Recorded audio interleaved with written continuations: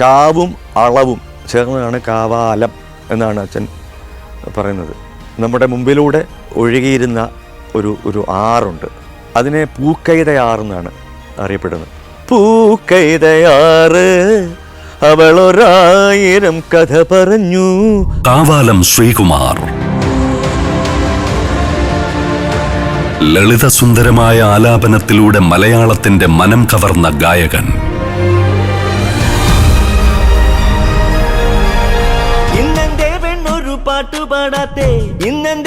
ശാസ്ത്രീയ സംഗീതത്തിലും ലളിത സംഗീതത്തിലും സിനിമാ ഗാനരംഗത്തും നാടൻ പാട്ടുകളുടെ അവതരണത്തിലും വ്യക്തിമുദ്ര പതിപ്പിച്ച കലാകാരൻ. തന്റെ ജീവിതകഥ പറയുകയാണ് കാവാലം ശ്രീകുമാർ. നെടുമുടി വേണുചേട്ടനും ഫാസിലും ഒക്കെ വന്നു ചേരുന്നത്. അപ്പോൾ ഇവരെ കണ്ടെത്തുന്നത് അച്ഛൻ അവിടെ ആലപ്പുഴയിൽ തത്തമ്പള്ളി എന്ന് പറഞ്ഞ സ്ഥലത്ത് വെച്ച് അവരുടെ ഒരു നാടകത്തിനൊരു കോമ്പറ്റീഷന് അതിൻ്റെ ഫൈനലിൽ പ്രൈസ്, ഇവർക്ക് ഫസ്റ്റ് പ്രൈസ് കിട്ടിയിട്ട് അച്ഛൻ അവർക്ക് സമ്മാനദാനത്തിനായിട്ട് അച്ഛൻ ചെല്ലുകയാണ്. അപ്പോൾ അവരെ കണ്ടപ്പോൾ അച്ഛനാന്ന് പറഞ്ഞു, കൂടുന്നോ, എൻ്റെ നാടക സംഘം ഞങ്ങൾ തുടങ്ങുകയാണ്, നിങ്ങൾ കൂടുന്നോ? നാടകാചാര്യനും കവിയും ഗാനരചയിതാവുമായിരുന്ന അച്ഛൻ കാവാലം നാരായണ പണിക്കരുടെ കളരി.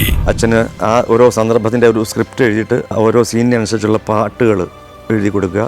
ദക്ഷിണാമൂർത്തി സ്വാമി അത് മേടിച്ചിട്ട് ഉടനെ തന്നെ ഇമ്മീഡിയറ്റ് ആയിട്ട് അതിനെ ഒരു സ്പൂൾ റെക്കോർഡിൽ അത് റെക്കോർഡ് ചെയ്ത് കൊടുക്കുക. ഇതിങ്ങനെ ഒരു 4 hours ബാലെ പിറ്റേ ദിവസം വെളുപ്പനാകുമ്പോഴത്തേക്കും തീർന്നിരിക്കും. കുട്ടനാട്ടിലെ ബാല്യകാലം. ഒരു കിണറുണ്ട്. ആ കിണറിലെ കുറുക്കേ ഒരു പലക ഇട്ടിട്ടുണ്ട്.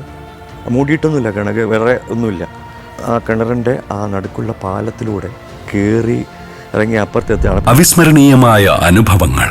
മരണം ആഘോഷമാക്കണം എന്ന് അച്ഛൻ പറഞ്ഞിരുന്നുകൊണ്ട് വേണുചേട്ടൻ്റെ നേതൃത്വത്തിൽ ഞങ്ങളെല്ലാം അച്ഛൻ്റെ നാടകത്തിലെ പാട്ടുകളും അച്ഛന് ഇഷ്ടമുള്ള പാട്ടുകളും ഒക്കെ പാടി ആണ് ഞങ്ങൾ ആ മരണത്തെ വരവേറ്റത്. കാവാലം ശ്രീകുമാറിന്റെ ജീവിതം അദ്ദേഹത്തിന്റെ വാക്കുകളിൽ.